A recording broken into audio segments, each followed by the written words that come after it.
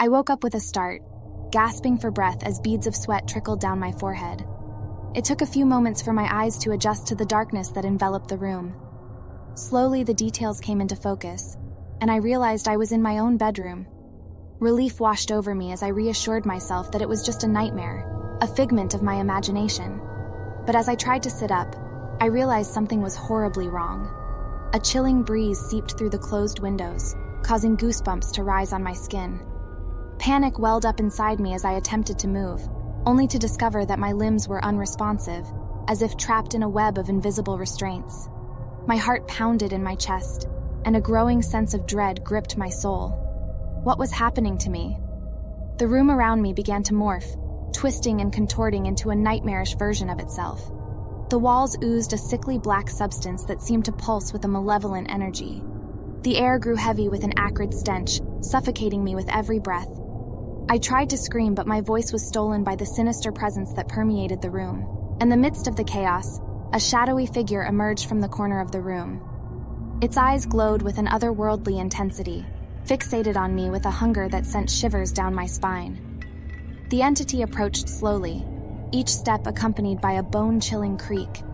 Its twisted, elongated fingers reached out towards me, and I could feel its icy touch on my skin. Terror consumed me as I realized that this nightmare had become my reality. I was trapped within the depths of my own subconscious, a prisoner in a realm where nightmares reign supreme. The entity's grip tightened around me, its presence growing stronger with every passing moment. I closed my eyes, desperately seeking an escape from the horrors that surrounded me. But when I opened them, I found myself in a different nightmare altogether. I was standing in a desolate graveyard, the moon casting an eerie glow upon the crumbling tombstones. The wind whispered through the trees, carrying with it the mournful cries of forgotten souls. Dread settled deep within my bones as I realized that I was not alone. Silhouettes materialized among the gravestones, their ghastly forms swaying with an otherworldly rhythm. Their empty eyes bore into my soul, and I could sense their longing, their yearning to drag me down into the abyss. I stumbled backward, my heart pounding in my ears, desperate to find an escape from this nightmare within a nightmare. As I ran through the graveyard, each step became an act of defiance against the darkness that threatened to consume me. But no matter how fast I ran, the figures pursued me relentlessly, their haunting wails echoing in my ears. I could feel their icy breath on the back of my neck, and the sense of dread intensified with every passing moment. Suddenly, I tripped over an unseen root, crashing to the ground. The world spun around me as I desperately clawed at the cold earth, trying to regain my footing.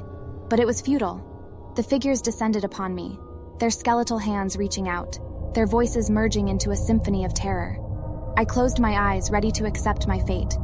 But then, I awoke once again, drenched in sweat and gasping for breath. This time, however, I found myself back in my own bed, the familiar surroundings providing a glimmer of hope. Was it over? Was I finally free from the clutches of my own nightmares? As the seconds turned into minutes and the minutes into hours, I began to realize that the nightmare had not truly ended. It lingered, lurking just beneath the surface, ready to ensnare me in its chilling embrace once more.